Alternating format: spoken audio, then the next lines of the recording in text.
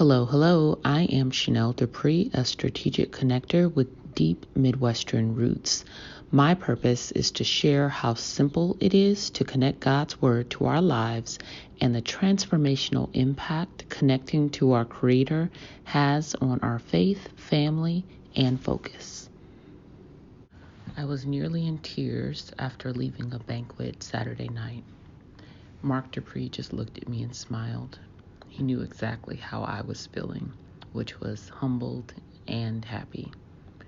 The banquet was inspiring and important, but it was a conversation that we had as we were leaving that actually kept us there a few minutes longer.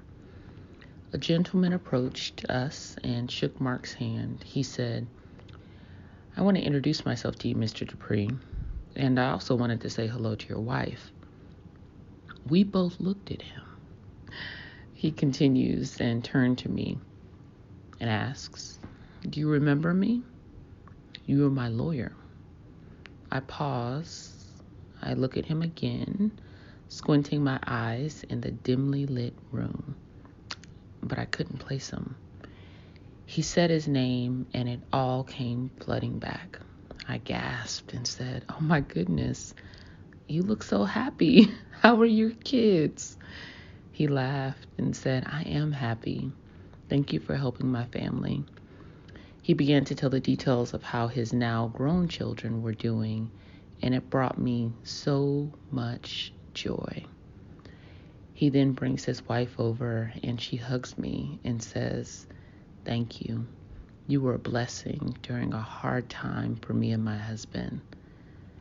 I can't tell you the many times that he called in a panic because the very toxic relationship that he and his ex-wife had was impacting his parenting time, or the silly motions we had to defend in court, or the changing custody motions that were held.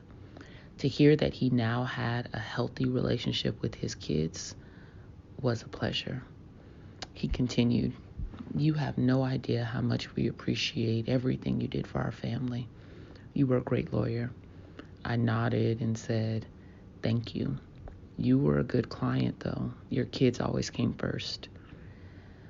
I hope for anyone out there experiencing a disruption in their family structure that you know that there is better on the other side.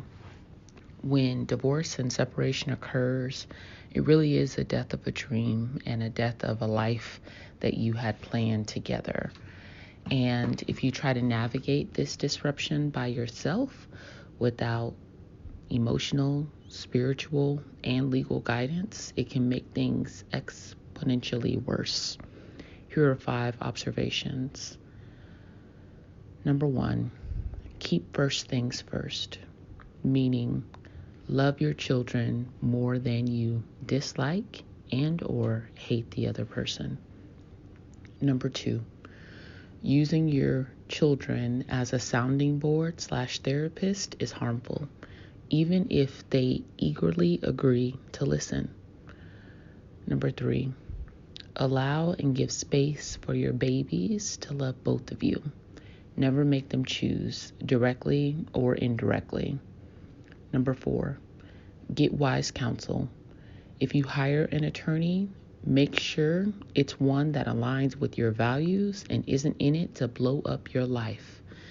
Side note, sometimes petty attorneys can fuel the fire and keep drama going and convince you to do the same. End of side note.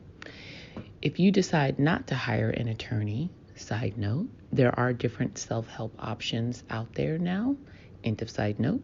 You will still need support from someone who is emotionally intelligent to help be a sounding board for you.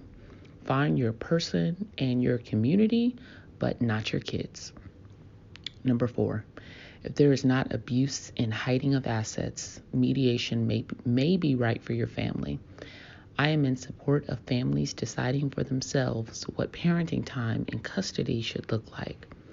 I would tell my clients all the time, why would you want a judge who doesn't know or love your family deciding what's best for you and your kids? Again, if abuse and deception of assets are not present, consider mediation.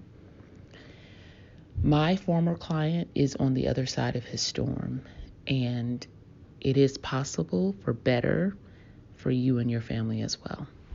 Be blessed.